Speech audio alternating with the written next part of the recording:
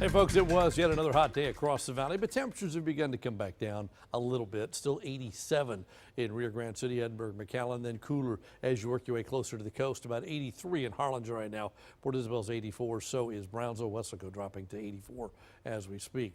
Your satellite and radar together today showed patchy clouds moving through and isolated showers, but not much more than that. Saw a couple of showers show up in the eastern part of the valley, but they were short-lived, got out of here, and the rest of the day was dry. And I think that's going to set the stage for what is a mainly dry weekend. Now, can we rule out a stray shower moving across the area this weekend? No. Isolated stuff's probably going to pop up, but most areas will stay dry.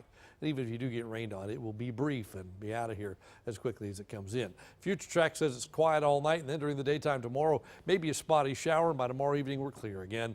Go forward into Sunday, same kind of thing, mostly sunny, patchy clouds. By Sunday evening we're clear again, and Monday we do the same thing yet another time with patchy clouds, not much more than that. So your rain chances about 10% tomorrow, again on Sunday. And then Monday we go mainly dry, so even less than 10%, even though you can't completely rule something out.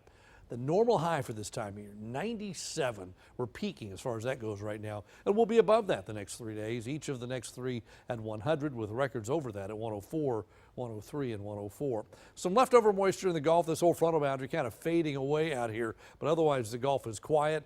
And to look at the Caribbean, you'd say it's pretty quiet too. But right here, there's an area that we're watching. There's a tropical wave working its way westward across the Caribbean right now. Hurricane Center gives it a 20% chance of developing out in here over the next 2 days, but a 60% chance out to 5 days. And that would take it into early next week, get it out into the Bay of Campeche. Now, the models at odds, many of the models bury this down in Central America. A couple of them bring it up into the Bay of Campeche next week. So just way too early to tell what it's going to do, but it's time to keep an eye on things. Other side of the Atlantic Ocean, a system with an even a better chance of developing, but this is a couple of weeks away or a week away from even reaching the Caribbean, but it bears watch as well. We'll see where that ends up, but at least a system out there that could get a name pretty quickly. In the morning, if you're headed to the beach, look at that. It starts at 89 with southerly winds, touches 90 briefly, then comes back down during the afternoon. Temperatures stay in the 80s most of the day, southeasterly winds.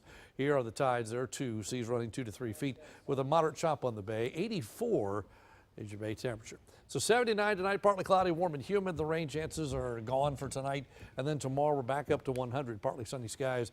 An isolated shower or two, but your chance of rain tomorrow only about 10%. So warm. It's just supposed to be warm, right?